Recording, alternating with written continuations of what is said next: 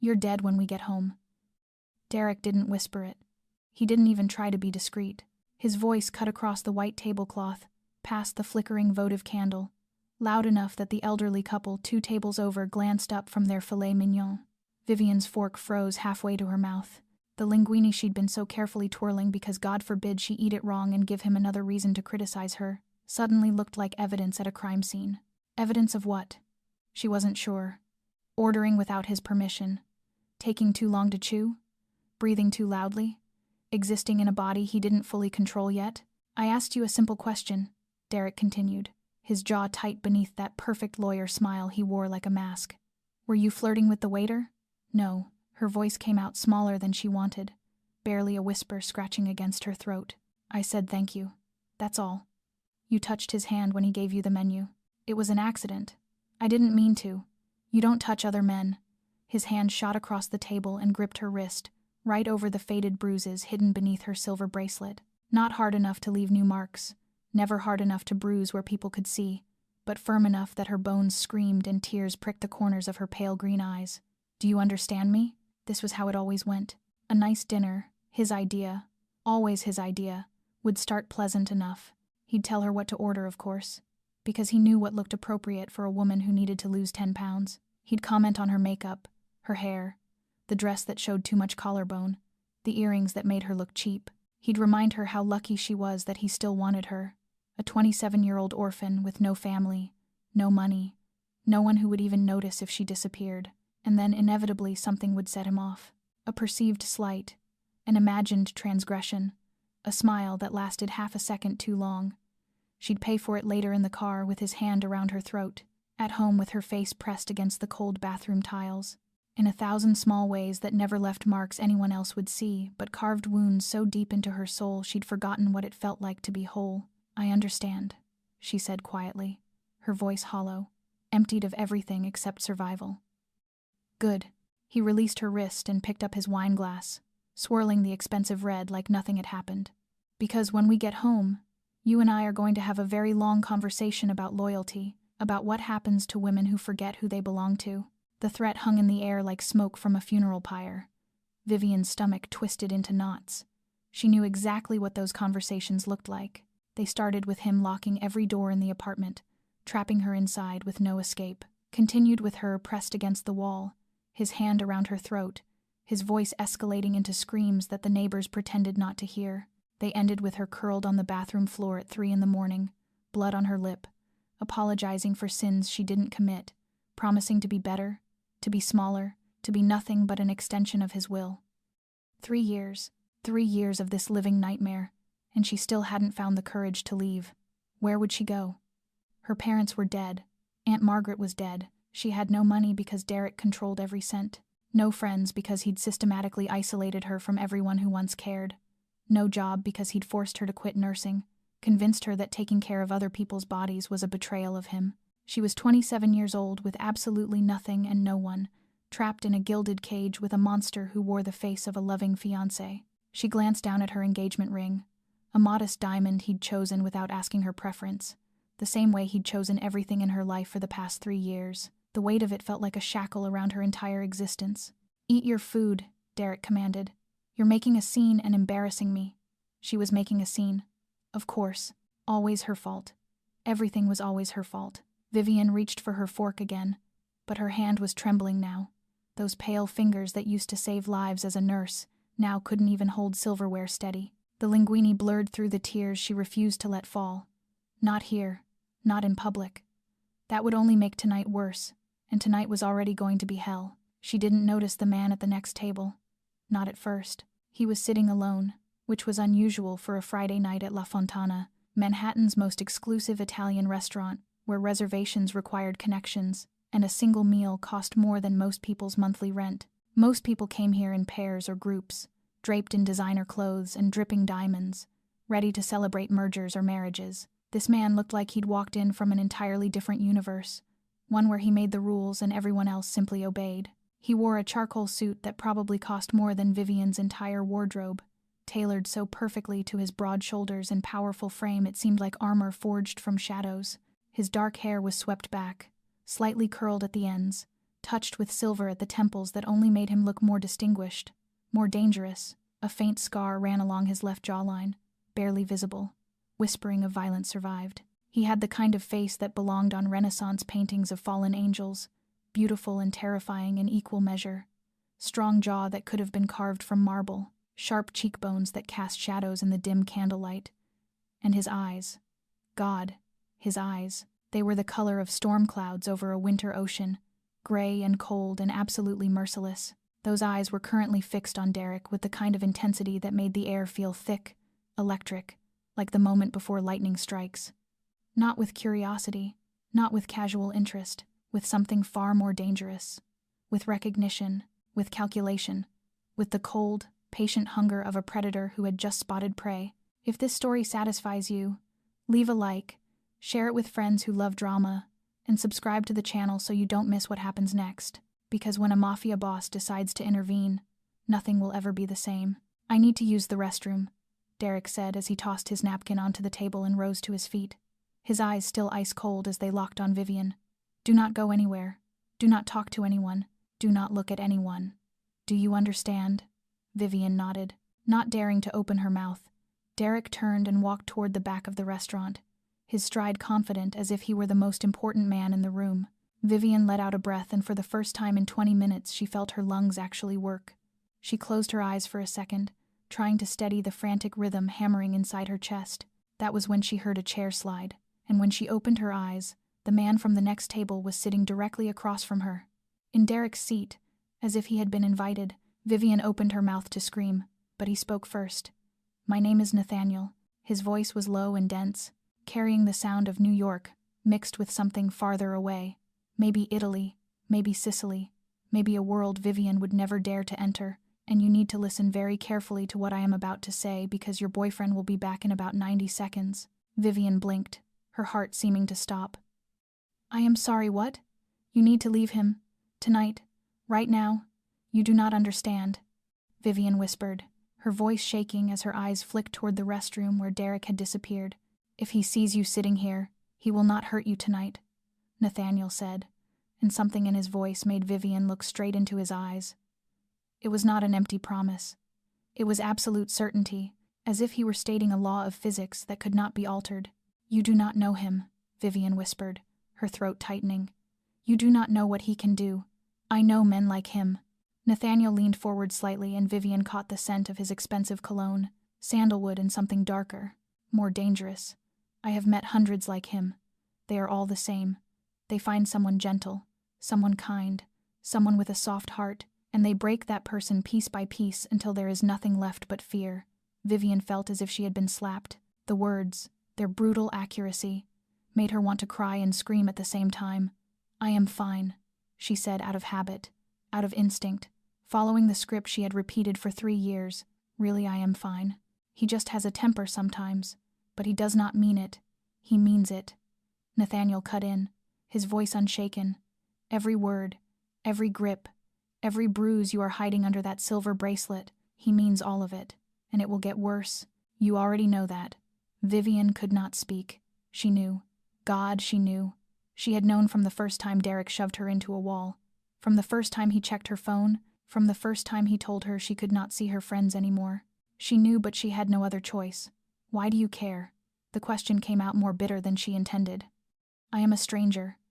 You do not know me. Something flickered through Nathaniel's storm gray eyes, an emotion too fast to name. Maybe pain, maybe memory, maybe the ghost of someone he had lost.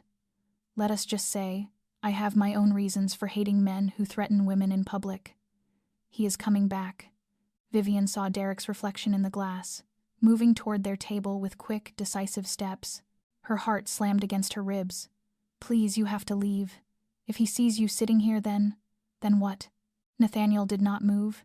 He did not even turn his head, though he clearly knew Derek was close. His gray eyes stayed on Vivian with terrifying calm.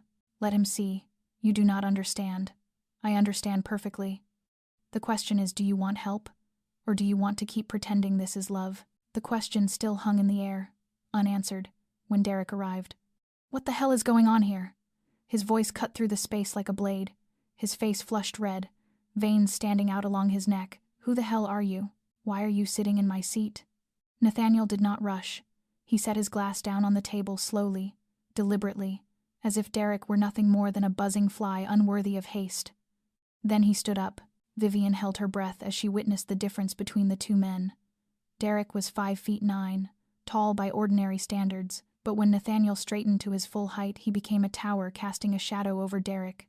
6'1", perhaps more, with shoulders as wide as a doorway, and the solid build of a man accustomed to violence, not the cowardly violence of hitting a woman behind closed doors, but the kind that decided who lived and who died. Derek actually took a step back, survival instinct overriding ego for a brief instant.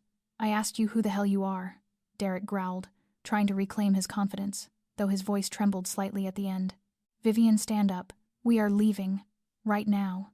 Vivian began to move out of the obedience ingrained deep into her bones, but Nathaniel's voice froze her in place. She is not going anywhere with you tonight. What did you just say? Derek snarled, his face shifting from red to purple. She is my fiancée. This is none of your business. You have no idea what you are getting into. I am a lawyer. I will sue you. I will. Nathaniel Corsetti. The name fell into the restaurant like a bomb. Vivian felt everything around her lock in place. The elderly couple stopped eating. The waiter passing by halted mid-step. The manager behind the bar slowly lowered his phone, eyes wide. But the most striking reaction was Derek's. His face was no longer red. It was white. Paper white. The white of a man who had just seen death. Cor Corsetti, Derek stammered.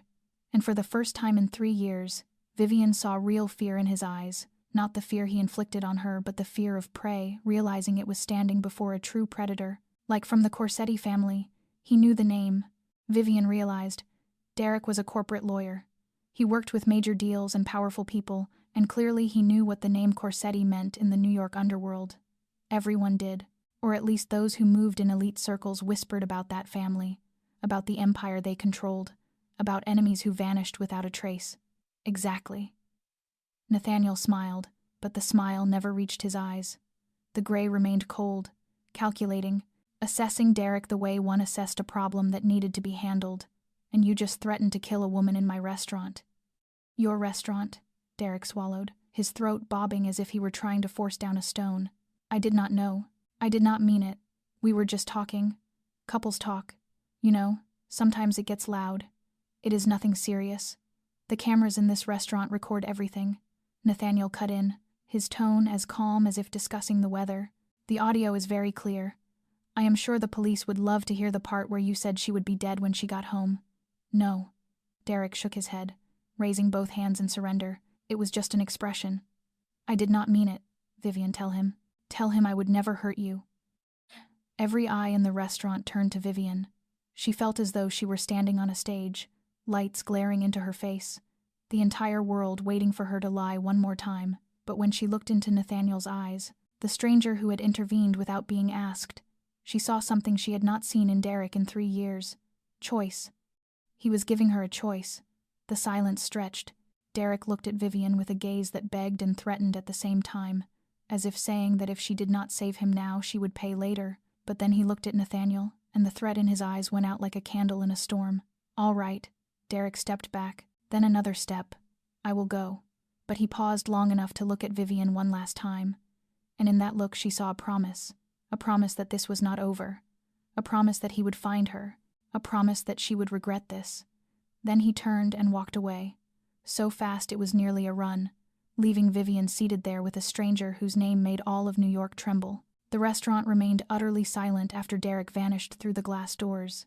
Vivian sat there with her hands still trembling, her heart still racing, unable to believe what had just happened. 3 years of living in fear, and in just a few minutes a stranger had done what she had never dared to dream of. He had made Derek afraid. He had made Derek run.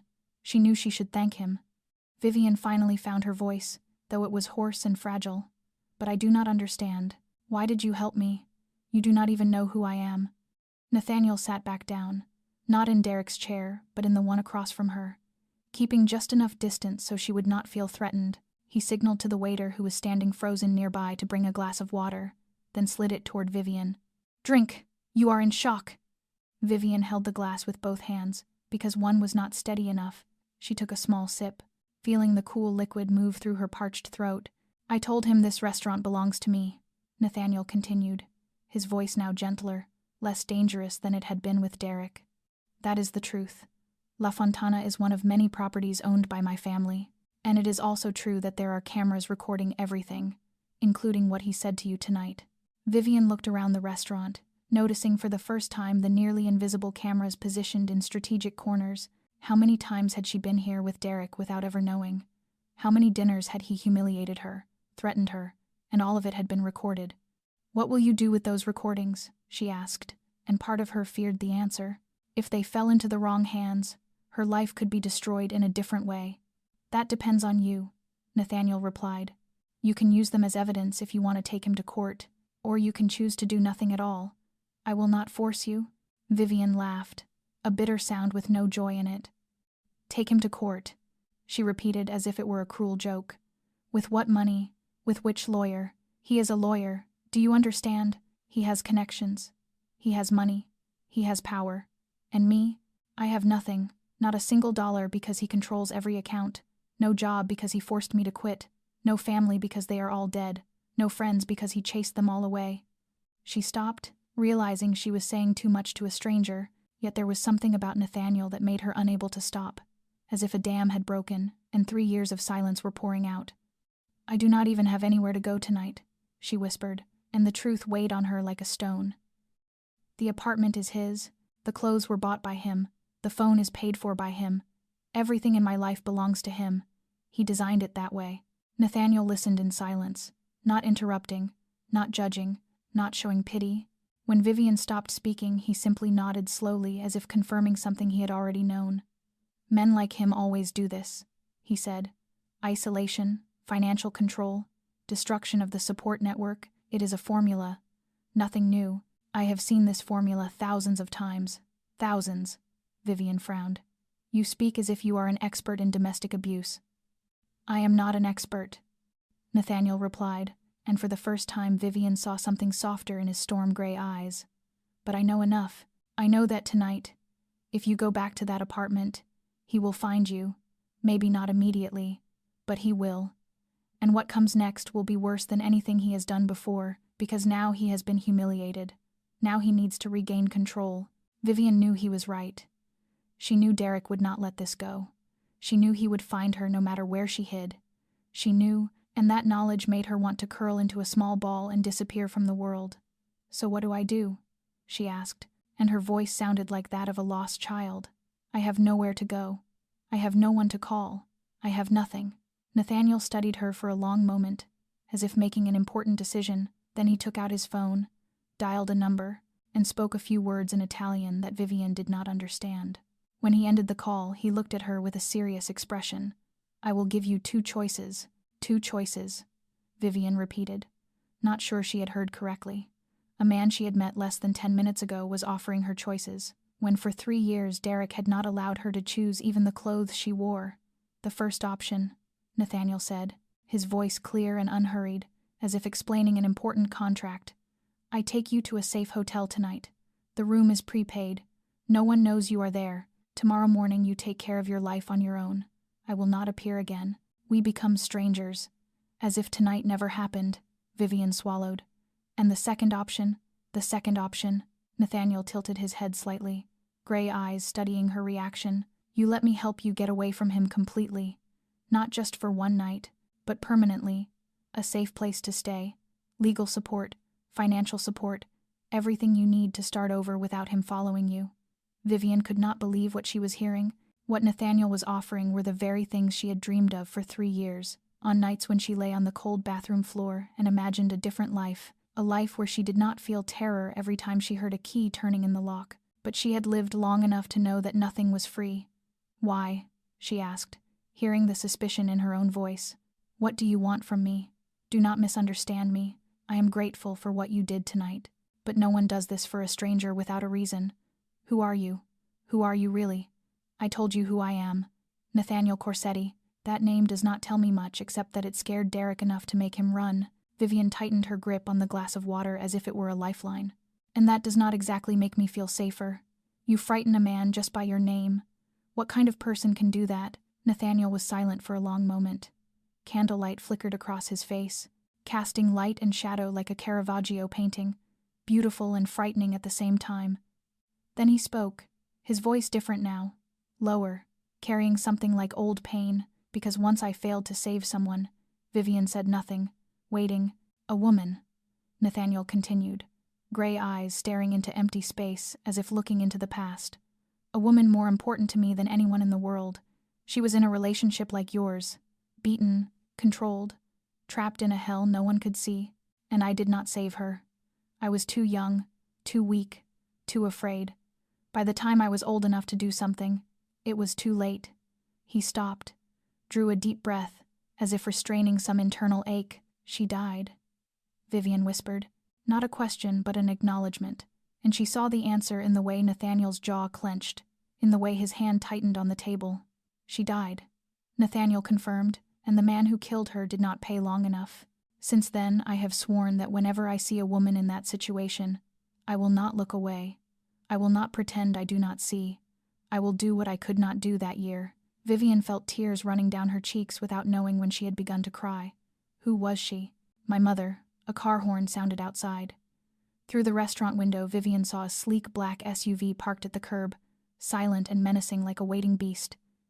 That is my car, Nathaniel said, pulling her out of the painful moment. Whichever choice you make, it will take you somewhere safe tonight. But you need to decide now, because I am not sure Derek will not come back with reinforcements. Vivian looked at the SUV, looked at Nathaniel, looked into herself. For 3 years she had waited for a miracle. For 3 years she had prayed for someone to help her escape, and now the miracle stood before her in the form of a mafia boss with sad gray eyes and a story about a lost mother. I choose the second option, she said, her voice trembling but steady. I want help. I want to get away from him. Completely. Permanently. I do not want to live in fear for one more day. Nathaniel nodded, not surprised, as if he had known she would choose this all along. He stood and held out his hand to her. Then let us go. Vivian, your new life begins tonight. Vivian took Nathaniel's hand and let him lead her out of the restaurant, his hand warm and steady. Nothing like the way Derek used to grip her, always crushing too tight as if afraid she might run, always leaving marks on her skin. Nathaniel held her only enough to guide her, only enough for her to know he was there, and released her the moment she stepped into the SUV. Inside the vehicle sat a middle-aged man in the driver's seat, salt and pepper hair, a face emptied of expression by having seen too much in life to be surprised anymore. He nodded once to Nathaniel without a word, and the car moved smoothly through the night streets of Manhattan. Vivian sat silently, watching the city lights slide past the window like blurred streaks of color. She did not ask where they were going. She did not have the strength to ask anymore. 3 years of tension crashed over her like a tidal wave, and all she could do was sit there trembling, trying to breathe. About 20 minutes later, the SUV stopped in front of a tall building on the Upper East Side, the kind of place Vivian had only ever seen from a distance and known she could never enter. The glass and steel lobby glowed brightly. A security guard in a black suit stood watch, and when Nathaniel stepped out, the guard bowed his head with unmistakable respect. "This is not my home," Nathaniel said as he guided her into the elevator. "This is one of the safe apartments I maintain for people who need protection. You will stay here. No one knows this address except those I trust. Security 24 hours a day. Cameras everywhere. Derek cannot find you here." The elevator stopped at the top floor, and the doors opened onto a vast penthouse, wrapped in glass walls overlooking the entire city. Vivian stood frozen, unable to move, unable to breathe, able only to look. The apartment was 5 times larger than the one she had shared with Derek. Polished oak floors, modern furniture softened with warmth, an open kitchen with a marble island, a living room with a cream velvet sofa facing the balcony, and silence, a peaceful silence she had forgotten even existed. No Derek shouting, no doors slamming, no heavy footsteps signaling rage drawing near. Only silence. "There is food in the refrigerator," Nathaniel said softly, as if afraid to shatter the fragile moment. "The bedroom on the left has clothes in various sizes for you. The bathroom has everything you need. If you need anything, there is a number on the kitchen counter. Call at any time and someone will respond immediately." Vivian turned to look at him, and she no longer knew what she was feeling. Gratitude, confusion, fear, hope, all of it tangled together into a storm inside her chest. "Why do you have an apartment like this?" she asked. Ready as if you have done this many times. Because I have done this many times, Nathaniel replied without hiding it. I do not always meet them in restaurants like you. Sometimes I am introduced, sometimes they come to me, sometimes I hear about a situation and seek it out myself. But you are not the first, and you will not be the last. Vivian did not know what to say. She stood in the unfamiliar penthouse wearing the dress Derek had chosen for her, the engagement ring Derek had bought without asking, and for the first time in 3 years, she felt that she could breathe. You are safe here, Nathaniel said, standing at the doorway as if unwilling to step further into her space. Tonight you rest. Tomorrow we will talk about next steps. But you do not need to worry about anything. Not money, not shelter, not Derek. I will handle everything. He turned to leave. And that was when it happened. Everything Vivian had suppressed for 3 years, all the pain and fear and desperation she had buried to survive each day, erupted at once. She cried. Not the silent crying she had mastered while lying beside Derek at night, biting her lip to make no sound. Not the swallowed sobs when she was pressed against a wall, but real crying, deep sobs torn from her chest, her whole body shaking, tears pouring freely. She cried from relief, because for the first time in 3 years she was not afraid, because someone had seen her, truly seen her, and chosen to help instead of looking away. She cried for the 24-year-old girl who had loved the wrong man, for the 3 years she had lost, for the person she had been before Derek dismantled her piece by piece. Nathaniel said nothing. He did not step forward to hold her, did not offer empty words of comfort. He simply stood there at the doorway like a sentinel, giving her space to cry while letting her know she was not alone. When the sobs faded into small broken breaths, Nathaniel nodded once. Sleep well, Vivian. You are safe now. Then he stepped into the elevator and disappeared into the night, leaving her alone in the vast penthouse, with the peaceful silence, and with a feeling she had forgotten for a very long time, hope. The first 3 days passed like a dream. Vivian feared she might wake from at any moment. On the first morning she opened her eyes on the softest bed she had ever known, sunlight flooding through the glass walls, and it took her a full minute to remember where she was. There was no Derek calling her name. No breakfast she had to prepare exactly the way he liked. No list of tasks waiting with unspoken consequences if she failed to complete them. Only silence and sunlight, and the smell of coffee drifting from somewhere in the apartment. She stepped into the living room and found a middle-aged woman standing in the kitchen, smiling warmly when she saw her. My name is Rosa, the woman said in an Italian-accented voice. I am the cook and housekeeper here. Anything you need, just tell me. Breakfast will be ready whenever you wish. Vivian ate the first breakfast she had had in 3 years without someone sitting across from her, counting every bite she took. She ate eggs and toast and fresh fruit, and no one told her she was eating too much. That afternoon, a doctor arrived, a silver-haired woman named Dr. Morrison, gentle and professional, who examined the old bruises on Vivian's wrists, the healed scratches on her arms, the rib that had likely once been broken and set incorrectly. The doctor did not ask where the injuries came from. She simply took notes and prescribed vitamins and supplements, saying Vivian was mildly malnourished and needed care. On the second day, a psychologist appeared, Dr. Nguyen, a Vietnamese woman with understanding eyes and a voice that flowed like calm water. She did not push Vivian to speak. She simply sat with her, drank tea, and said that whenever Vivian was ready, she would listen. Vivian was not ready on the first day, but by the third day she began to talk, just a little, about Derek, about 3 years, about the feeling of slowly dying while no one saw. Dr. Nguyen listened without judgment, and when Vivian cried, she handed her a box of tissues and said that crying was the body's way of healing. On the afternoon of the third day, there was a knock at the door. Vivian opened it and saw a man she had never met. He was around 42, salt and pepper hair, angular features with sharp eyes that were not as cold as Nathaniel's.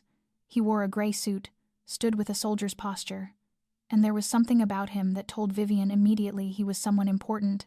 Miss Vivian. He inclined his head slightly. My name is Marco Benedetti. I am Nathaniel's advisor. He asked me to come check on you and see if you are all right, and if you need anything else. Vivian invited Marco in, and they sat in the living room with tea Rosa brought. Marco was easy to talk to. He did not ask many questions about Derek or the night at the restaurant. Instead, he asked if Vivian was sleeping, if she was eating, if she needed anything. I want to ask about Nathaniel. Vivian finally voiced what had been haunting her for 3 days. Who is he really? I know he is wealthy. I know the Corsetti name carries weight, But I do not understand why someone like him would help someone like me. Marco set his teacup down and studied her for a long moment, as if weighing how much to say. Nathaniel is a businessman, he said carefully. He has many ventures, restaurants, hotels, real estate, nightclubs. Some entirely legitimate, some not. Vivian was not surprised. She had guessed as much from Derek's fear, from the silence that fell when the name Corsetti was spoken, from the security and this safe penthouse. So he is Mafia, she said plainly. Marco did not deny it. The Corsetti family has a long history in New York. Nathaniel is the current head, but he is different from those before him. He has principles. What kind of principles? Never harm women and children, Marco said, his tone firm as if stating an unbreakable law. That is an absolute line. Anyone in the organization who violates it is dealt with.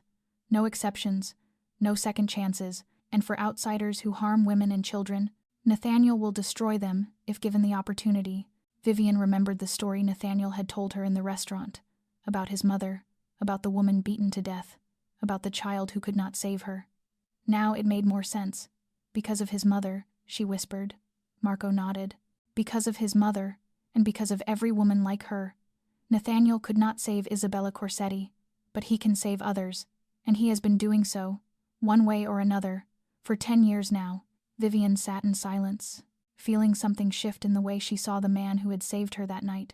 He was not a hero, he was a mafia boss, a dangerous man whose hands had surely been stained with blood, but he was also a child who had lost his mother, and somehow that made him feel more human to her. When can I see him again?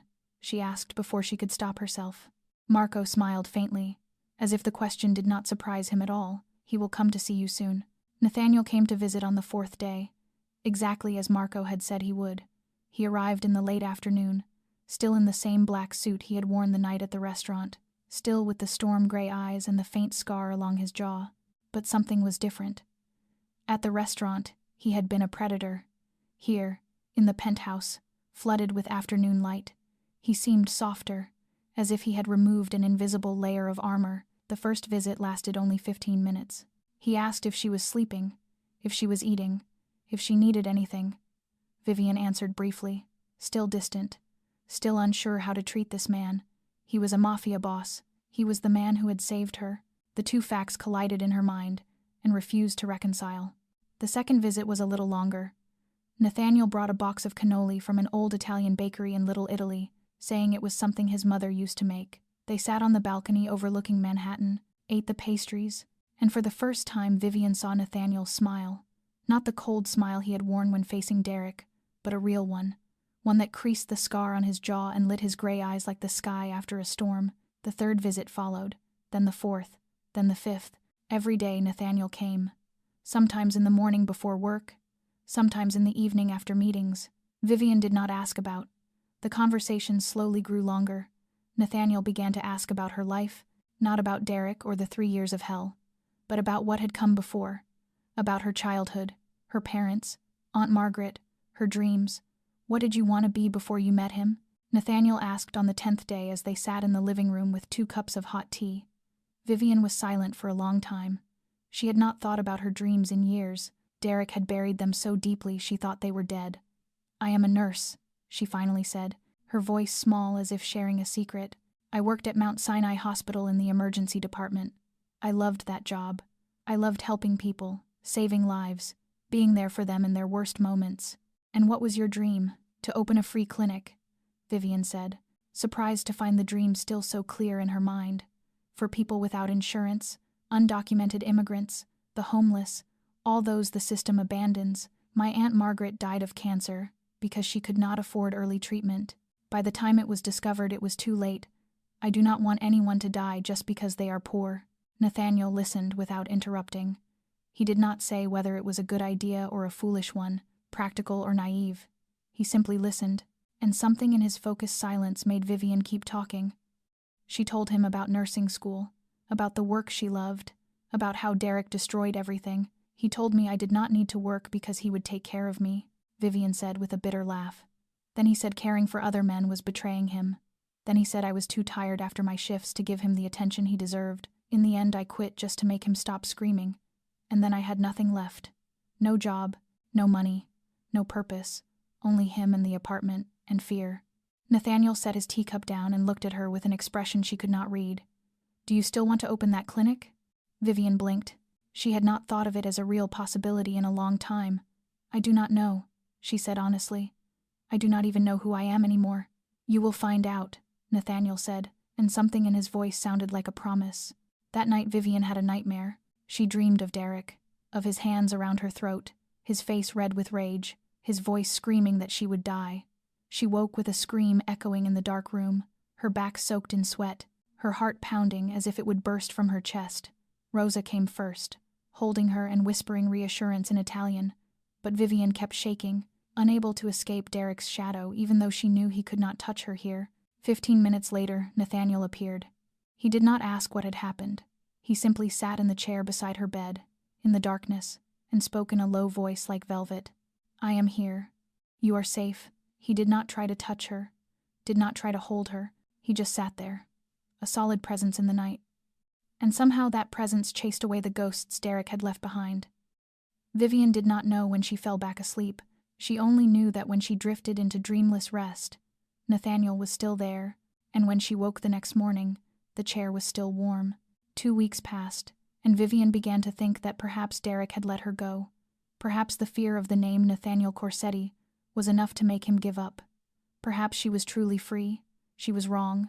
Nathaniel arrived on the afternoon of the 15th day, carrying a black leather briefcase and wearing a more serious expression than usual. He sat across from her at the dining table and opened the case, revealing a thick stack of files. "You need to see these," he said, his voice flat, devoid of emotion, like a business report. "I want you to know everything before we decide the next step." Vivian looked down at the photographs and documents Nathaniel spread out before her, and felt her heart drop into her stomach. Derek had hired private investigators, not one but 3 different ones, all combing through New York looking for her. There were photos of her old apartment with Derek, photos of Mount Sinai Hospital where she used to work, photos of cafes she had frequented 3 years earlier. He was searching everywhere she had ever existed. "There is more," Nathaniel said, turning the page. Derek had gone to the hospital and threatened her former co-workers. He told them she was mentally unstable and had run away, that he only wanted to bring her home for treatment. Some believed him, some did not. Vivian recognized a name in the report, Chloe Winters, her closest friend before Derek had isolated her from everyone. Chloe had told the investigator she did not know where Vivian was, but that if Vivian was hiding from Derek there had to be a reason. He threatened Chloe afterward. Nathaniel said, "There is no concrete proof, but Chloe reported being followed to the police. Worse still, Nathaniel showed her a social media post. Derek had gone on Facebook, Instagram, Twitter, posting her photos with the caption "missing person." He wrote a long story about his fiancée, suffering from severe depression, and disappearing without telling anyone. He begged people to help find her, said he feared she might harm herself. The post had thousands of shares and hundreds of sympathetic comments for the poor man searching for the love of his life. Vivian felt sick. "He is turning me into a madwoman," she whispered, her hands shaking as she held the printed page. "He is telling the whole world that I am mentally ill and ran away. If I appear, people will think I need to be institutionalized. No one will believe me. That is the classic tactic." Nathaniel nodded. "Control the narrative, turn the victim into the problem, isolate her, even after she escapes. He is smart, I will give him that, but he is not smarter than I am."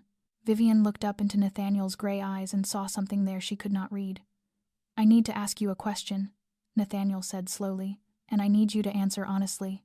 Not the answer you think I want to hear, not the answer you think is right, but the truth." Vivian nodded, her heart pounding. "Do you want to go back to him?" The question hung in the air. Vivian opened her mouth to answer immediately, but Nathaniel raised a hand to stop her. "Think before you answer," he said. "I know what he did to you, but I also know relationships like this are complicated. Sometimes victims go back because they believe he will change, sometimes because they are afraid of life outside, sometimes because they do not see another choice. If you want to go back, I will not stop you. I will be disappointed, but I will respect your decision. But if you choose to stay, if you choose to fight, then I need you 100% certain, because what comes next will not be easy." Vivian was silent for a long time. She thought of Derek, of 3 years of hell, of nights crying on the bathroom floor, of the feeling of dying a little more each day. Then she thought of the past 2 weeks, of the safe penthouse, of Rosa and Dr. Nguyen, and the conversations with Nathaniel, of the feeling of being able to breathe, of eating without someone counting every bite, of sleeping without fear of waking to rage. "No," she said, her voice steadier than it had been in 3 years. "I do not want to go back. I never want to see him again. I choose to stay. I choose to fight." Nathaniel studied her for a long moment, and for the first time she saw something like respect in his storm-gray eyes. "Good," he said. "Then it is time I tell you the truth about who I am. All of it, so you know exactly whose side you are on."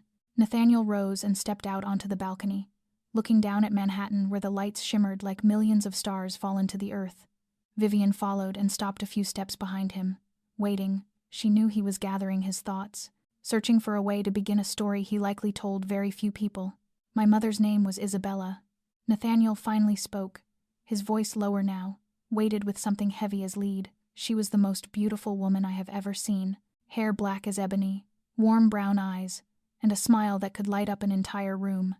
She emigrated from Sicily to New York at the age of 20, full of hope and dreams. Then she met my father." He paused, his hand gripping the railing so tightly his knuckles turned white. "Victor Corsetti, the underboss of the family at the time, handsome, powerful, wealthy. He wanted my mother and he took her, the way he took everything he wanted. She had no choice. Her family was poor. They needed money, and Victor promised to take care of everything. The wedding happened 3 months later." Vivian listened in silence, feeling the pain carried in every word. "The first year was tolerable," Nathaniel continued, "or at least that is what my mother told me. Victor still pretended to be a good husband then, but after I was born, everything changed. He started drinking more, started becoming jealous without reason, started controlling everything my mother did, everywhere she went, everyone she spoke to." "Sound familiar?" Vivian nodded, her throat tightening. "Too familiar. The first beating happened when I was 3 years old," Nathaniel said, his voice like he was reading a sentence. "I do not remember it, but my mother had a scar on her eyebrow from that night. After that, there were countless others. Victor beat her whenever he was drunk, whenever he was angry, whenever something went wrong at work. My mother became his punching bag, the place where he dumped every failure and every rage, and no one did anything. No one in the family, none of the powerful men Victor worked with, because she was his wife. And in our world, what happened inside the home was considered family business." Nathaniel turned to look at Vivian, and in his storm-gray eyes she did not see the coldness of a mafia boss, but the raw, living pain of a child who had watched his mother be beaten. "That night I was 10, he said, and his voice trembled slightly, almost imperceptibly if Vivian had not been standing so close. "Victor came home drunk after a failed job. He needed someone to unleash his anger on, and my mother was the easiest target. She tried to protect me, pushed me into the closet and told me not to come out no matter what happened. I heard everything through the closet door, the punches, the kicks, my mother begging, then silence." Nathaniel closed his eyes for a second as if holding the memories back. "When I opened the closet door, my mother was lying on the kitchen floor, not moving.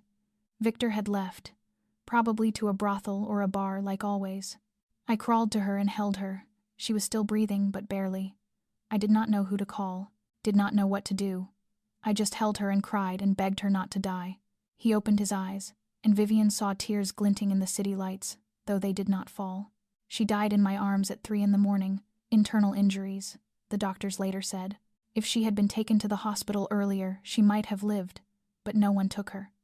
I was 10 and did not know what to do. I held my mother's body until morning when the housekeeper came and found us." Vivian did not realize she was crying until she felt the cold tears on her cheeks. She wanted to say something, but there were no words large enough for that pain. "Victor was never punished," Nathaniel continued, his voice hardening like steel. "My mother's death was recorded as an accident, a fall down the stairs. He went on living, went on working, went on being respected in the family, and I was sent to live with Teresa Moretti, the widow of the former boss, who later became my adoptive mother. 6 years, Nathaniel said, and there was something terrifying in his calm. 6 years I waited, 6 years I grew, became stronger, learned how to use weapons, learned how to fight, learned how to become something this world respects. And when I was 16, I went to find Victor." He looked straight into Vivian's eyes, as if daring her to be afraid. "I killed my father. I stabbed him 17 times in an alley in Brooklyn and watched him bleed to death." No one knows it was me. Officially, it was a hit by a rival gang. But I know, and now you know." Vivian stood there looking at the man before her, the Mafia boss who had just confessed to killing his own father. She should have been afraid. She should have run. She should have called the police or at least stepped away. But she did none of those things. Instead, she stepped closer. She took Nathaniel's hand, the hand that had once held a knife and killed a man, and squeezed it gently. "I understand," she whispered, not because she approved of murder, but because she understood why he had done it. She looked into his gray eyes, and for the first time, she did not see Nathaniel Corsetti, the crime lord with a terrifying empire of power. She saw a 10-year-old child holding his mother's body in the dark. She saw an orphan like herself, betrayed by those who were meant to protect them. She saw her own long-carried pain reflected in his eyes. "We are the same," Vivian said. "We both lost our mothers. We were both hurt by the people who were supposed to love us. We both had to find our own way to survive." Nathaniel looked at her as if seeing her for the first time. "You are not afraid of me. You should be. I have done terrible things in my life, not only killing Victor." "I know you are not a saint," Vivian replied. "But you are not a monster either. You are someone who survived hell and rebuilt himself the only way he knew how. Just like I am trying to do." For the first time since she met him, Nathaniel did not know what to say. He simply stood there holding her hand, looking at her with an expression she did not dare to name, while the Manhattan night wrapped around them like a dark blanket. A month passed and Vivian barely recognized herself when she looked in the mirror. She had gained nearly 5 kilograms, thanks to Rosa's nourishing meals, and no longer had to count every calorie under Derek's orders. The pale, lifeless tone of her skin had begun to warm. The dark circles beneath her eyes from countless sleepless nights filled with fear had faded. Her light green eyes no longer carried the hollow exhaustion of despair, but instead held light, hope, and life. Even her chestnut brown hair was shinier, longer, no longer brittle from prolonged stress. Dr. Nguyen said she was recovering well, that both body and mind were slowly healing now that she no longer lived in constant fear. And Vivian knew it was true. She slept through the night without nightmares. She laughed without fear of punishment. She spoke her thoughts without looking over her shoulder. She was learning how to be human again after 3 years of being allowed to exist only as Derek's shadow. One morning, Nathaniel arrived with an unexpected proposal. "I want to take you to meet someone," he said as they drank coffee on the balcony. "Someone very important to me, who, my adoptive mother, Teresa Moretti." Vivian nearly spilled her coffee. She had heard about Teresa from Marco, knew she was the woman who had taken Nathaniel in after his mother died, knew she was the widow of the former boss, and still deeply respected within the family. But she had never imagined Nathaniel would want to introduce her. "Why?" she asked honestly. "I am just someone you helped. There is no need to introduce me to your family." Nathaniel looked at her with an expression she could not fully read. "You are not just someone I helped. Not anymore. And Mother Teresa wants to meet you. She has heard a great deal about you from Marco, and from me, and insisted on seeing you." 2 hours later, Vivian sat in the familiar SUV, her hands clasped together with nervous anticipation, as the car stopped in front of an Italian-style villa in the suburbs. It was not the extravagant palace she had imagined, but a warm home with a blooming garden and the faint scent of baked bread in the air.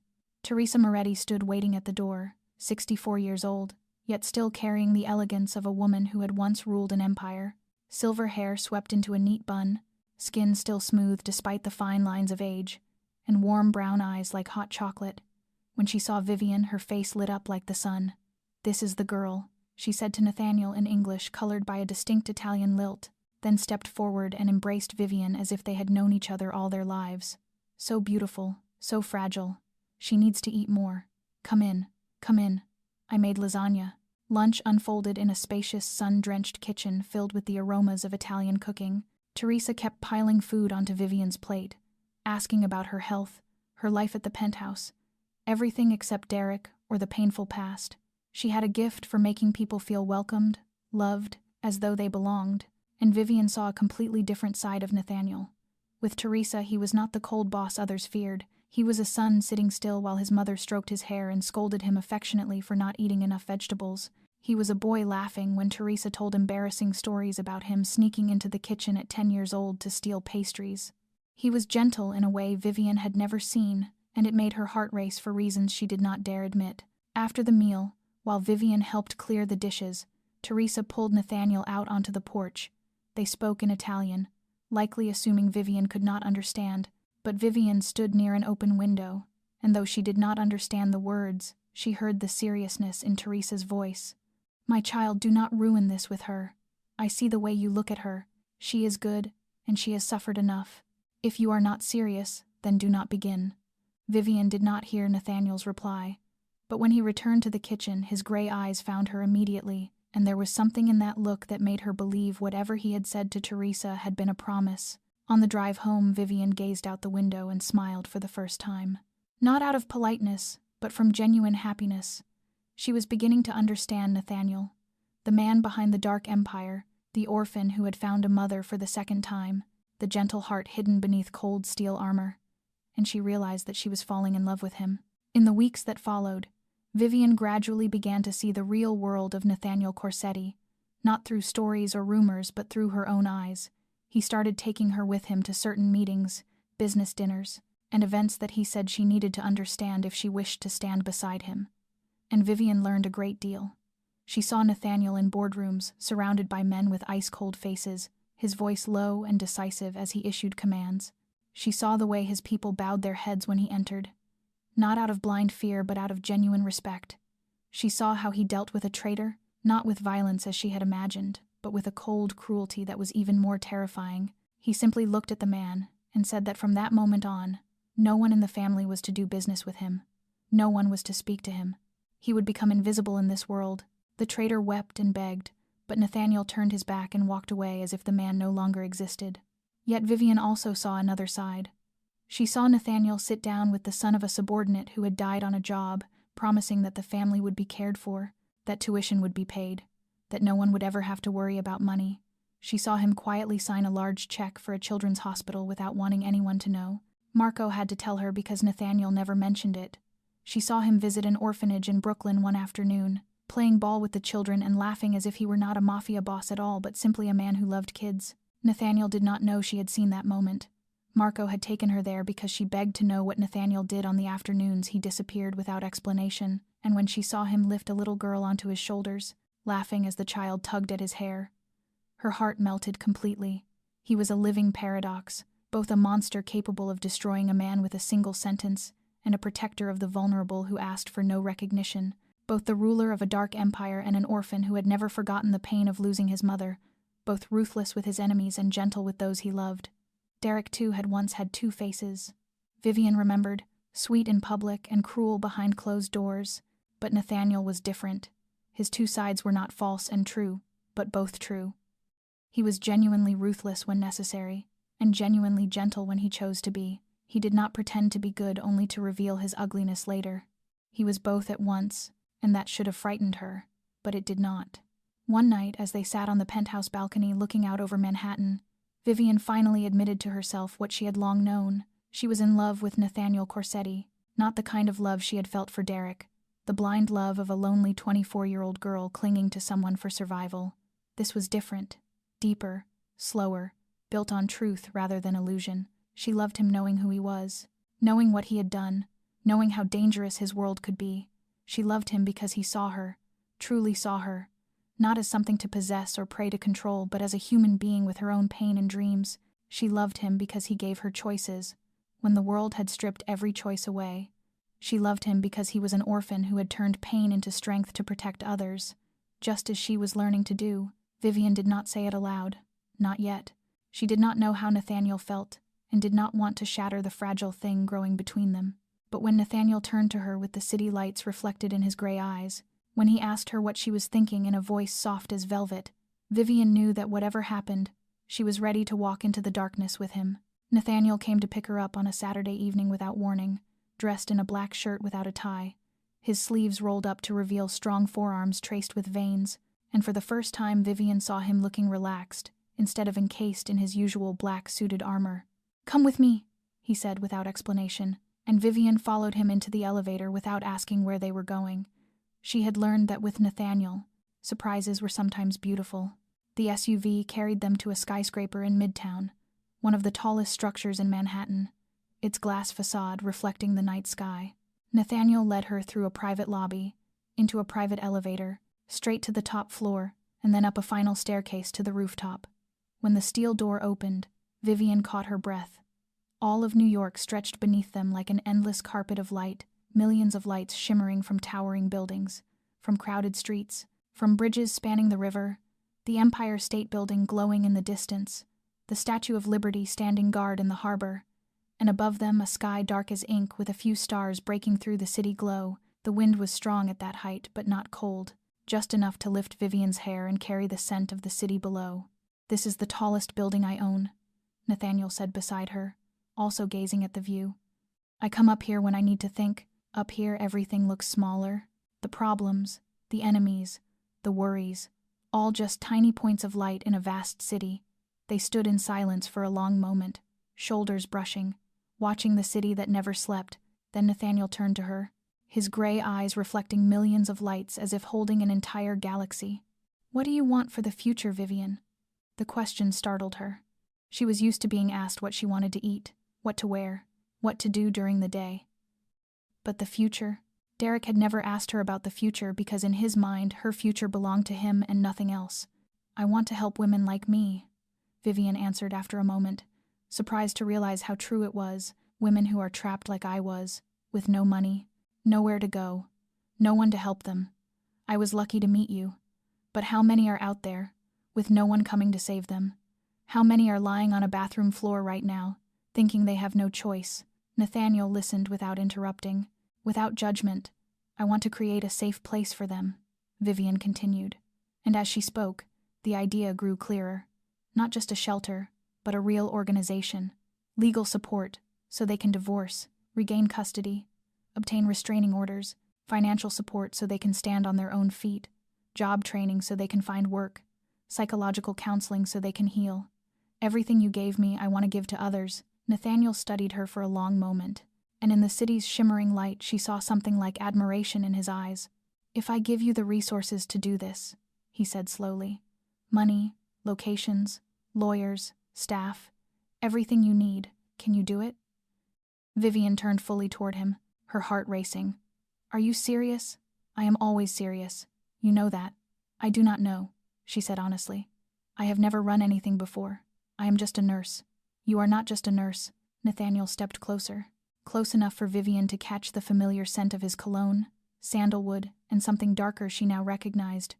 "You are someone who survived hell and still wants to go back in to help others escape. You are the strongest person I know, even if you do not see it yet. You can do anything you choose, Vivian. You only need to believe in yourself."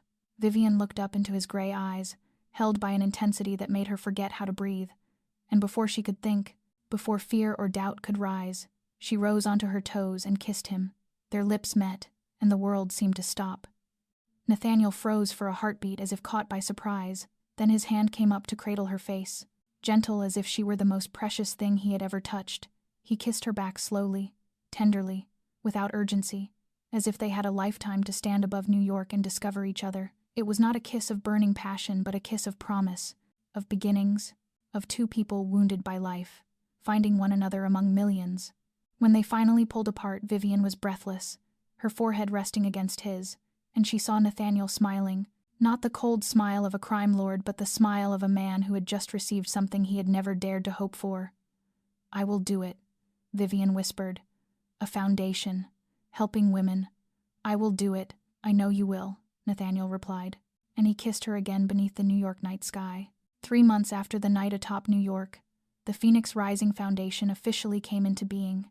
Vivian stood in the foundation's new office, a spacious floor in Tribeca, with wide windows overlooking the street, and she still could not quite believe it was real. Nathaniel had kept his promise.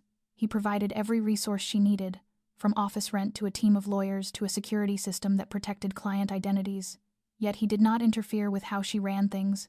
This was her foundation. The decisions were hers. The mistakes would be hers as well. For the first time in her life, Vivian was building something of her own, and she worked like she never had before. She hired staff, all women, most of them survivors of domestic violence who understood the pain intimately.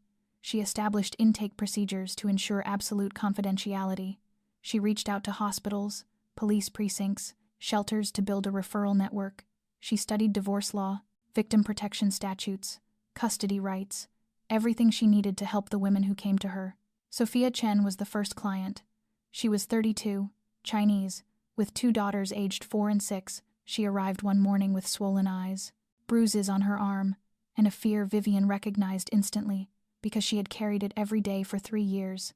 "My husband will kill me," Sophia said in a trembling voice, clutching her daughters as if someone might snatch them away. "If he finds me here, he will kill all 3 of us. I have no money, no family in America, nowhere to go." Vivian sat beside her, took her hand, and spoke the words she wished someone had said to her 3 years earlier. "You are safe here. We will help you. You are not alone anymore." And Vivian did exactly as she promised. She found Sophia a secure apartment her husband could not locate. With rent covered by the foundation for the first 6 months, she connected her with a lawyer specializing in divorce and custody, who agreed to work pro bono for Phoenix Rising clients. She helped Sophia secure a job at an accounting firm, with policies protecting employees who were domestic violence survivors. She arranged new schools for the children with changed names in the records, so their father could not trace them. Every step was difficult. Every day brought new problems. Sophia's husband hired people to search for her, threatened her family in China, spread false stories on social media, exactly like Derek had done to Vivian. But Vivian knew how to fight back because she had lived through all of it. She knew the abusers' tactics, how they controlled the narrative, how they isolated their victims. And she knew how to break that cycle. 2 months later, Vivian received a message from Sophia, a photograph of the 2 girls laughing in a park with a note beneath it, saying it was the first time in their lives they had played without fearing their father would appear, followed by a short message thanking her for saving their lives. Vivian cried when she read it, not the tears of pain she had shed in Derek's apartment, not the tears of relief from her first night in the safe penthouse, but tears of happiness and fulfillment, because for the first time in her life she felt her existence had meaning. Nathaniel came to the office that afternoon and found her crying at her desk. He did not ask what had happened. He simply sat beside her and waited. "I found it," Vivian said, showing him the photograph. "My purpose, the thing I lost when Derek took everything from me. I found it again." Nathaniel looked at the picture, looked at Vivian, and smiled, a rare smile that creased the scar on his jaw and lit his gray eyes like the sky after a storm. "I always knew you would find it," he said, bending to kiss her forehead. "I was only waiting for you to realize it yourself." The love between them did not ignite like fire but spread like warmth from a fireplace on a winter night. Slow, steady, unhurried. After that first kiss above New York, Vivian and Nathaniel did not rush into each other like young lovers. They were past that age, carrying too many scars to believe in fairy tale romance. Instead, they built their relationship brick by brick, through evenings spent talking quietly on the balcony, through shared breakfasts when Nathaniel stopped by before work, through brief messages during the day simply to ask if she was all right. Vivian moved in with Nathaniel in the 4th month, not into the safe penthouse but into his private residence, an Italian-style mansion on the North Shore of Long Island with strict security and guards on duty around the clock. The first time she stepped into his bedroom, Nathaniel stood at the door and told her she could have her own room if she wished, that he did not want to force her into anything. Vivian answered by pulling him inside and closing the door. They were 2 wounded people who had found each other amid the wreckage of their lives. Nathaniel carried the ghost of a lost mother and a father he had killed. Vivian carried 3 years of hell, and a fear that still woke her in the night. Yet somehow, their broken pieces fit together like parts of the same picture. Nathaniel learned to be gentler, more patient, learned to ask instead of command, learned to wait instead of demand, and Vivian learned to trust again, learned to speak her needs instead of bracing for control, learned to love without fearing destruction. But darkness still lurked beyond their fragile bubble of happiness. Derek Hayes did not give up. He hired more investigators, posted more missing person notices, and now he approached the police with a new story, claiming Vivian had been kidnapped by a criminal organization, that she was being held against her will, that he was a victim trying to rescue his fiancée from the Mafia. The story was close enough to the truth to be dangerous. Nathaniel received the report from Marco one morning, and his face turned cold as ice. He had Derek watched 24 hours a day, recording every movement, every call, every meeting. He gathered evidence of what Derek had truly done to Vivian over 3 years. Former co-workers willing to testify, medical records from emergency room visits, threatening messages Derek had sent. He prepared everything to strike back, if Derek pushed the story any further. "He is close to slipping," Marco reported during a meeting in Nathaniel's office, which Vivian also attended. "He is losing control. The The law firm has placed him on indefinite leave because of erratic behavior. Friends are distancing themselves. Family has stopped answering his calls. He is alone and desperate, and that is when men like him are most dangerous. Nathaniel nodded, gray eyes hard as steel. Increase security for Vivian. I want someone with her whenever she leaves the estate. And if Derek comes within 100 meters of her, I want to know immediately. After the meeting ended and Vivian returned to the Foundation office, Marco stayed behind and looked at Nathaniel with the kind of expression only a longtime confidant would dare. You have changed, boss, he said with rare teasing in his voice. I have never seen you care about anyone like this. She is good for you. Nathaniel looked up, gray eyes narrowing dangerously. Marco, do you want me to shoot you? I am just telling the truth. Then keep telling it and see what happens. Marco laughed and raised his hands in surrender. Though both knew it was an empty threat, Nathaniel Corsetti, the cold and terrifying Mafia boss, had fallen in love, and that made him both stronger and more vulnerable than he had ever been. 6 months had passed since the night at La Fontana. 6 months since a stranger sat in Derek's chair and altered the course of her life entirely. Vivian stood on the balcony of the villa, looking out over the garden Teresa had helped her plant, and she could hardly believe how far she had come. From a trembling girl who could not meet anyone's eyes to a woman running a foundation that had helped 17 women escape domestic violence in just a few short months, from victim to rescuer, from darkness to light, Nathaniel found her there when he came home that evening. Not in his usual suit, but in a white shirt with the sleeves rolled up, looking tired yet with gray eyes that brightened when they landed on her. He stepped onto the balcony beside her, and stood in silence for a long moment as if gathering his thoughts. I need to tell you something, he finally said, his voice different now, tighter, as if preparing for a battle. Vivian turned to him, her heart beating faster because she had learned that when Nathaniel used that tone, what followed always mattered. I do not know how to do this the right way, he said. And for the first time she saw him look uncertain. I do not know flowery words. I do not know how to kneel and recite a love poem. I only know how to tell the truth, and the truth is ugly. Vivian said nothing, waiting, sensing that this was the moment when everything would change. The truth is that I am dangerous, Nathaniel continued. Gray eyes locked onto hers as if he wanted her to see the very core of the darkness inside him. I have enemies everywhere, people who want me dead, who want to destroy everything I have built. If you are with me, you will become a target. There will be times when you are afraid, times when you must live with guards following your every step, times when you will see sides of me no one should ever have to see. He paused and drew a deep breath. The truth is that I do not know how to love in a normal way. I am possessive, controlling, jealous in ways that are not healthy. I have tried to change for you, but I do not know if I can become the man you deserve. Vivian opened her mouth to speak, but Nathaniel lifted a hand to stop her. But the truth is also this, he said, his voice dropping like an oath. I would burn this world to ashes if anyone dared touch you. I would destroy anyone who hurt you. I would do everything within my power to keep you safe and happy no matter what it costs. You are the first person who has ever made me want to be better, and even if I never truly become good, I will spend my entire life trying. Nathaniel reached into his pocket and drew out a small black velvet box and opened it. Inside lay a diamond ring, neither too large nor too small, set on a simple, elegant platinum band. Vivian knew instantly this was nothing like the ring Derek had chosen, the kind bought to display status. This was a ring chosen for her, only for her, by a man who truly saw her, Vivian Cole. Nathaniel said, his voice trembling slightly, almost imperceptibly if she had not been standing so close. Will you marry a monster? Vivian looked at the ring, looked at the man before her, the Mafia boss with blood on his hands and a heart long broken.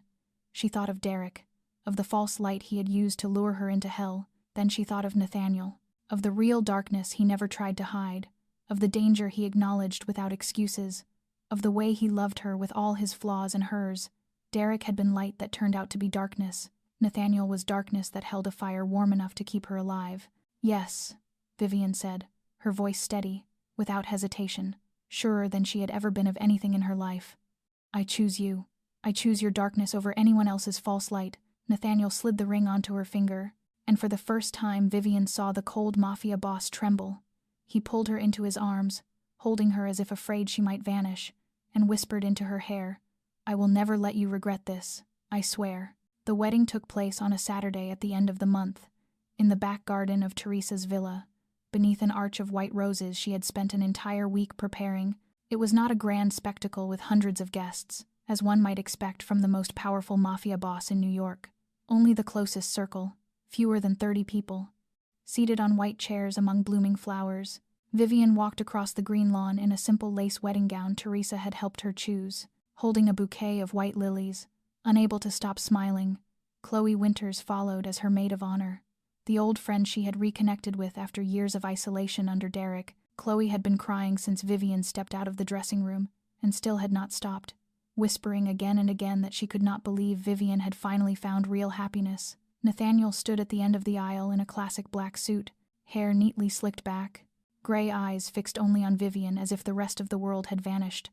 Marco stood beside him as best man, trying to maintain a solemn expression, while the corners of his mouth kept twitching as if fighting a smile. Teresa sat in the front row, tears streaming from the moment the ceremony began, hands clutching an embroidered handkerchief bearing her initials. When the priest pronounced them husband and wife, and Nathaniel kissed her, Vivian thought this was the most perfect moment of her life. She was wrong. 2 days after the wedding, Marco arrived at the villa with a tense expression and a phone in his hand. "He knows now," Marco said, handing the phone to Nathaniel. Chloe's post. She deleted it after 2 hours, but it was too late. Vivian looked at the screen and felt her heart sink into her stomach. It was a photograph Chloe had posted on Instagram right after the wedding. A beautiful moment of Vivian and Nathaniel smiling together, the caption saying her best friend had finally found her prince. Chloe had not thought that Derek might still be watching her account. Chloe had not known that single image would summon the ghost of the past to knock at their door. Derek reacted like a wounded animal. Within the first week after the wedding, the Phoenix Rising office received 3 anonymous threatening letters, but Vivian recognized Derek's handwriting instantly. The letters were filled with deranged language, calling her a whore, calling Nathaniel a criminal who had kidnapped another man's wife, promising he would rescue her whether she wanted it or not. Nathaniel's security team reported someone following Vivian whenever she left the villa. A gray car parked on the corner across from the foundation office. A man in a hoodie standing across the street, staring through the glass doors. Derek was no longer hiding. He wanted her to know he was watching. He wanted her afraid. Nathaniel sat in his study with an ice-cold expression as he read the latest report. He looked up at Vivian, and she saw something in his gray eyes that made her shiver. The gaze of a predator ready to tear its prey apart. "I will deal with him," Nathaniel said, his voice devoid of emotion, as if discussing the weather. "Tonight, he will never bother you again." Vivian knew exactly what he meant. She had lived in his world long enough to understand that dealing with someone the Nathaniel Corsetti way did not involve calling the police or hiring lawyers. "Please." Vivian stepped closer and placed her hand on his arm. "Do not kill him for me. I do not want you to carry another life on your shoulders because of me. I do not want to be the reason you do that." Nathaniel looked at her, jaw clenched, muscles rigid beneath the fabric of his suit. "He deserves to die, maybe," Vivian nodded. "But I do not want you to be the one who kills him. Let the law handle him. Let him destroy himself with his own madness. You gave me a new life. Do not let him take your soul." Nathaniel was silent for a long moment, the steel in his gray eyes softening as he looked at her. Then he exhaled, pulled her into his arms, and whispered, "All right, for you, but if he touches a single hair on your head, nothing in this world will save him." That night, Nathaniel was not home. He had an important meeting in Brooklyn, the kind he could not refuse or postpone, the kind involving the balance of power between families and requiring his physical presence. Vivian told him to go, said she would be fine, that there was a full security team on duty and a state-of-the-art system in place, that there was nothing to worry about. She was wrong. The first gunshot rang out at 2:37 in the morning. Vivian was half asleep when the sound tore through the night and jolted her upright, her heart pounding wildly as the survival instincts honed through 3 years. With Derek snapped awake. It was not fireworks, not a tire bursting. It was a gunshot. The second shot followed, then a third, and Vivian leapt from the bed, barefoot, running to the window. Through the bulletproof glass she saw a scene that froze the blood in her veins. 2 guards at the gate lay motionless on the ground, and a figure was advancing toward the villa with a gun in his hand. Moonlight fell across his face, and Vivian recognized him instantly. Derek, his eyes wild, hair disheveled, clothes rumpled as if he had not slept in days. He looked like a ghost of the man who once wore tailored suits in courtrooms, as if 6 months had eaten him alive from the inside, and he was holding a gun. Vivian did not panic. There was no time to panic. She ran to the security panel beside the bed and slammed the emergency alarm, knowing the signal would be sent immediately to Nathaniel's phone and the response team. Then she opened the hidden compartment at the bottom of the wardrobe, where Nathaniel kept a spare handgun. He had taught her how to use it during the early weeks they were together, telling her she needed to know how to protect herself in his world. Vivian had thought she would never need it. She was wrong. The sound of pounding echoed from downstairs, so violent she could feel the vibration through the floor.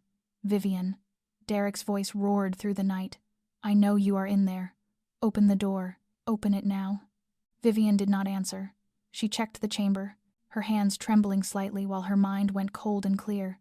She moved to the staircase, took cover behind the wall, keeping a safe distance from the front door while still able to hear everything.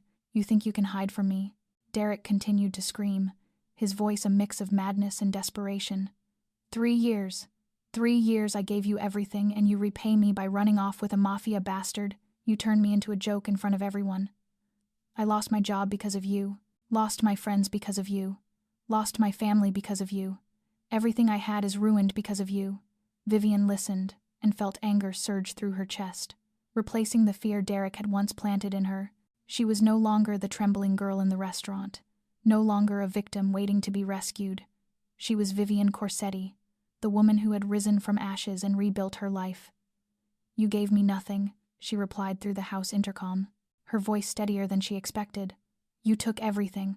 My job, my friends, my confidence, 3 years of my life. You did not love me, Derek.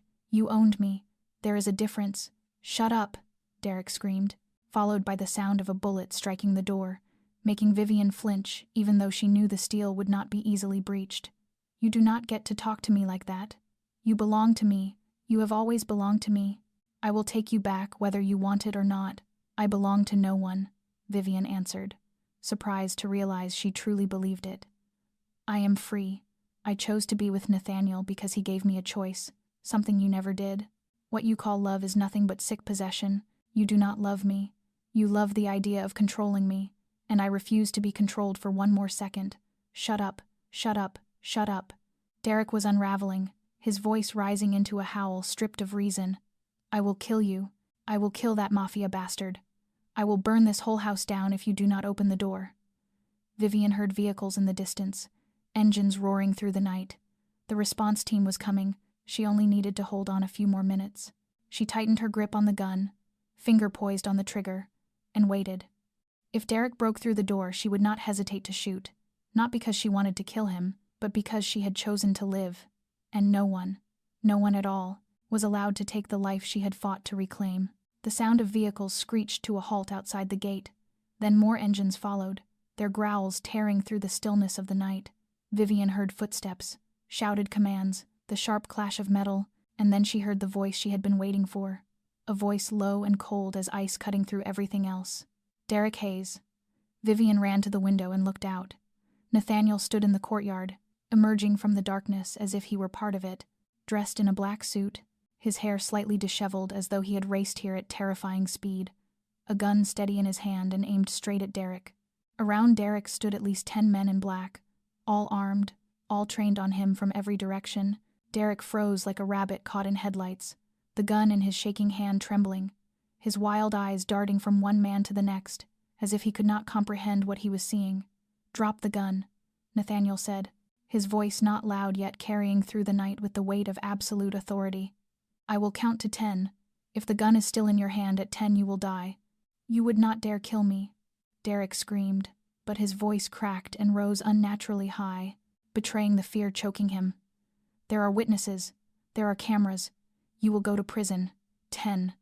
Nathaniel began, ignoring Derek entirely. 9. "I will drag you down with me." Derek stumbled back a step, the gun still in his hand, but now pointing nowhere, as if he did not know whom to aim at. "I will tell everyone who you really are. 8. "I will confess everything to the police, about your Mafia empire, about everything you have done. 7. "Who do you think you are?" Derek was unraveling completely now, his voice climbing into a hysterical shout. "You are just a criminal. I am a lawyer. I know the law. I will." 6. Vivian watched through the window as Nathaniel continued counting. Unwavering, unhesitating. This is the real predator, she realized. Not Derek with his diseased madness, but Nathaniel with a cold composure far more terrifying than any rage. 5, 4, 3, you do not understand.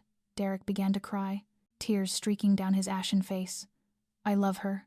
I just want her back. I just want to. The gun slipped from Derek's hand with a metallic clatter against the ground. He collapsed with it, dropping to his knees on the grass, sobbing like a child deprived of a beloved toy. I am sorry, he choked. I did not mean to. I did not want to hurt anyone. I just wanted her to come back. Please, please let me see her. Nathaniel lowered his gun and signaled the security team. 2 men stepped forward, wrenched Derek's arms behind his back, and hauled him to his feet. Derek did not resist. He only kept crying and babbling meaningless apologies. Call the police, Nathaniel ordered. Turn him over to them for armed trespass and the murder of 2 of my guards. Make sure every piece of evidence is preserved. He will not be leaving prison for a very long time. Then Nathaniel turned his back on Derek's sobbing and ran into the house. Vivian had already opened the door, and when he crossed the threshold, she threw herself into his arms as if afraid he would disappear if she did not hold on. Nathaniel wrapped her in a crushing embrace that nearly stole her breath, and Vivian did not protest. She needed to feel him, to know he was here, to know it was over. You are safe now, Nathaniel whispered into her hair, his voice trembling slightly, betraying the fear he had kept buried during the frantic drive back. He will never touch you again. I swear. You came in time, Vivian sobbed, tears finally spilling after minutes of rigid control. You always come in time. I will always come. Nathaniel drew back just enough to look into her eyes, his storm gray gaze now so gentle it made her want to cry all over again. No matter what happens, no matter where I am, I will always come for you. You are my wife. You are everything to me, and no one is allowed to take what belongs to me. Morning sunlight spilled through the silk curtains as Vivian opened her eyes, and the first thing she noticed was that the pillow beside her was empty. Nathaniel was no longer there, but a small note lay neatly on the white sheets, written in his familiar slanted handwriting, as if he had been in a hurry, yet still wanted to tell her everything that mattered. Vivian picked it up and read, Derek is being held pending trial on charges of armed trespassing and the killing of 2 men.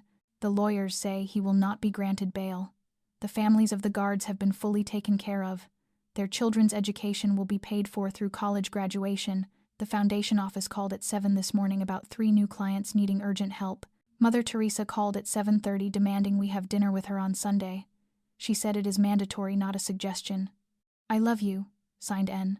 Vivian read the note again and again and smiled, the kind of smile that rose from deep in her chest, from a heart that had once been shattered and was now healing day by day.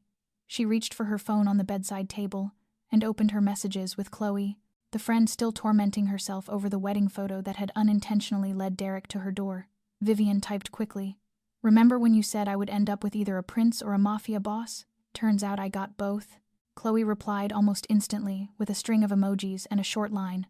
I knew it. I always knew you deserved happiness. Vivian set the phone down and sat up, looking out the window where New York sunlight was flooding the city below. She thought about the road she had traveled, from a lonely 24-year-old girl who loved the wrong man, through 3 years of hell with Derek, to the fateful night at La Fontana, when a stranger sat across from her and changed everything. She thought of nights crying on a cold bathroom floor, and nights held in safe arms.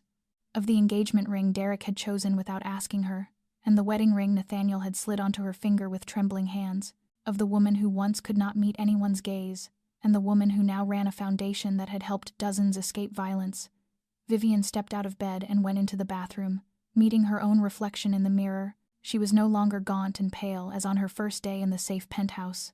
Her skin was warm with color, her eyes were bright, and most importantly, she was no longer afraid.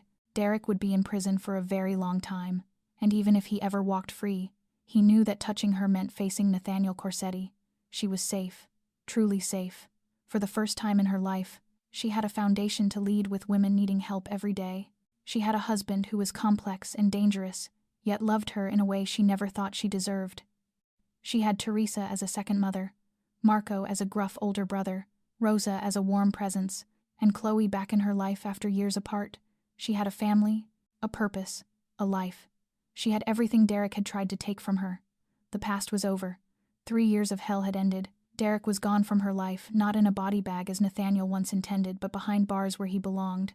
Vivian was no longer a victim. She was a survivor, a warrior, a woman helping others find the way out as she once had. The future stretched ahead like an open road, and for the first time Vivian was not afraid to walk it. She dressed, drank the coffee Rosa had already prepared, and got ready to go to the office. 3 new women were waiting, 3 women standing where she once stood, afraid and desperate, and believing they had no choices. Vivian would show them that they did. She would be their Nathaniel, the one who appeared in the darkest moment and said there was another way, that they were not alone, that someone was willing to help. She stepped out of the villa with warm morning sun on her skin and smiled at the new day. She was Vivian Corsetti, wife of the most powerful Mafia boss in New York, director of the Phoenix Rising Foundation, and most importantly, she was herself, not anyone's possession, not anyone's shadow, just Vivian, a woman who had walked through hell and found heaven in the most unexpected place. This story stands as proof that no matter how deep the darkness you are in, there is always light at the end of the tunnel, that you are never truly alone even when it feels that way, that there are people willing to help if you dare to open your heart, and most of all that you deserve to be loved, respected, and to live a life without fear. If you or someone you know is in an abusive relationship, seek help. Do not stay silent. Do not believe you have no choices. You do, always. If this story touched your heart, please subscribe to our channel. Like and share this video so more people can hear meaningful stories like this every day. We want to know how you feel about Vivian and Nathaniel's journey. Does it resonate with real life? Have you witnessed or experienced something similar? Share your thoughts in the comments below. We want to hear from the depths of your heart, because every story deserves to be told, and every voice deserves to be heard. Thank you for staying with us until the end. We wish you and your loved ones good health, joyful lives, and peace each day. Remember that you deserve happiness and never let anyone tell you otherwise. Goodbye and see you in the next video.